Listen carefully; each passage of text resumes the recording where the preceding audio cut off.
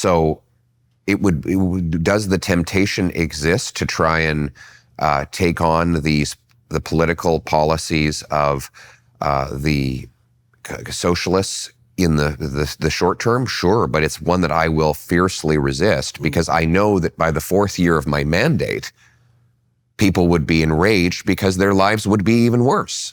So it will be tough, though. Like, it's going to be a trade-off. See the temptation. I mean, I think many leaders fall prey to the temptation to shine on the international stage, right? I mean, I can't remember who it was in the UK. I believe it was the previous Labour Party leader who said that decisions in Westminster were essentially irrelevant because all the important things were happening internationally, right? And so if people are involved in status climbing and they hit the national pinnacle, there's the international world to, what would you say, to dominate or to impress. And that's, I think that the power of that temptation, or even of that peer pressure, can't be underestimated.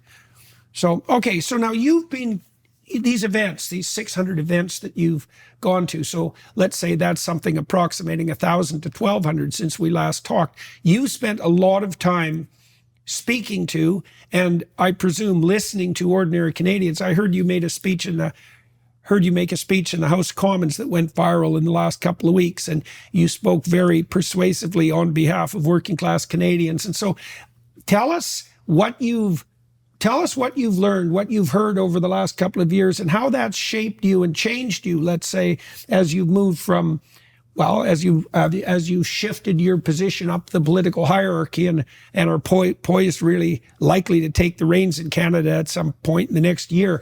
You've listened to all these people, and so what have you learned, and what has it made you convinced of, let's say? Well, first of all, there's the bad news and the good news. The bad news is that people feel like they've done absolutely everything right, and their lives are trapped. Young people say, look, okay, I went through, I got an education, I work nonstop, and I have made the calculation that there is no mathematical path for me to own a house.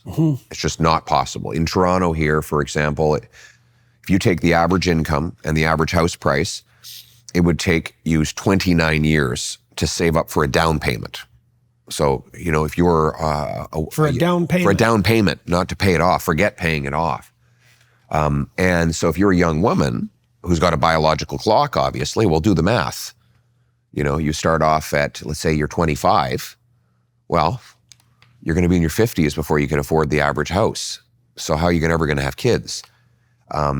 And that's about the time when people think about downsizing from their house. That's what they used to think about downsizing. And, they usually had their house paid off back by the time they were in their early 50s. So just to show how dreadfully things have worsened, that's the picture of the youth. Then there's the kind of middle-aged people who do have kids already, and they're terrified of the dangers in the streets. I mean, our streets are just being overtaken by drugs and gangsterism, and other dangers, and they want safety again.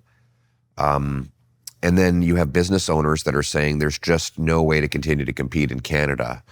We have to look at moving, and that means the next 200 jobs we create is going to be in Ohio or Florida or some other place than Canada.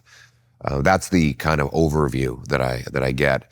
The good news, though, is that people do now have some hope. They think that things can be turned around, and they have clearly and correctly diagnosed the problem, which is entirely political. There is no physical, geographic reason why Canada should struggle to supply people with great opportunities of home ownership and family formation. In fact, we should be the richest country in the world. And people increasingly know that, and they know that if we make the right, albeit difficult, political decisions, that they will once again be able to do as their parents did, which is to say, get a house, start a family, live in a safe neighborhood, raise their kids with good traditional values. That's another thing I'm finding, is that a lot of people are really getting back to those values that we were told were unfashionable. They want, young people today, They want to have families. Yeah, well, there's been a real conservative swing, especially among young men.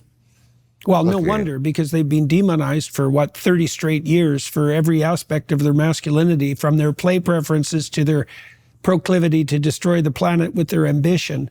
And so there's definitely an opportunity there. And clearly your political party and you are capitalizing on that you have the support from young people increasingly right across Canada. We are winning among youth. In fact, the youth were the first to come on board with me. My rallies were overwhelmingly populated with youth, which is not normal for conservatives. Right. And the reason is because in your youth, of course, you as you write it, young people want to have the adventure of their lives. They want to go into the wilderness and earn a living and bring it home and do raise kids and have a purpose that's bigger than just short-termism.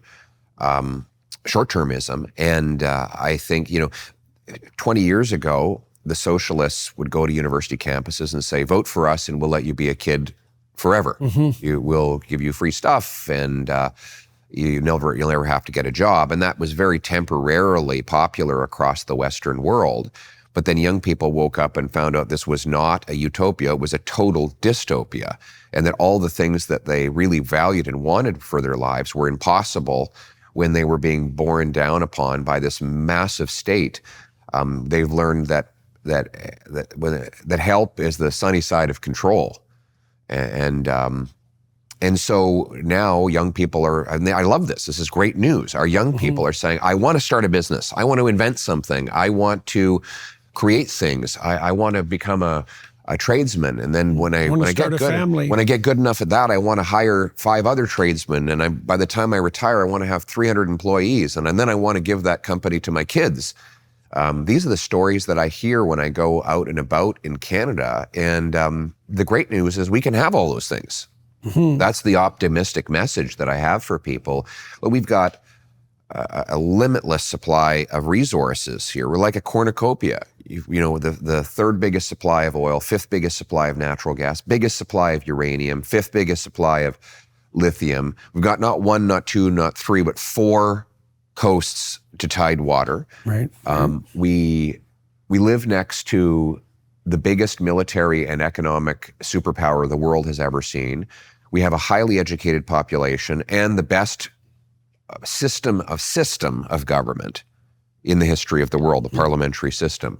Not the best government, but the best system of government. So all these massive advantages, we just need to unleash that potential. Right. So the unhappiness that you're seeing among young people seems to me to be a consequence of the mismatch between the opportunity they see right in front of them and their frustration at the fact that opportunity can't be capitalized on, even if they're contributing their fair share. And they're definitely doing their part. Like they really are. It's always been a habit of older people to say, the youth these days. When I look at the young people today, all they do is work. I am astonished when I meet young university students how much they work outside of their studies.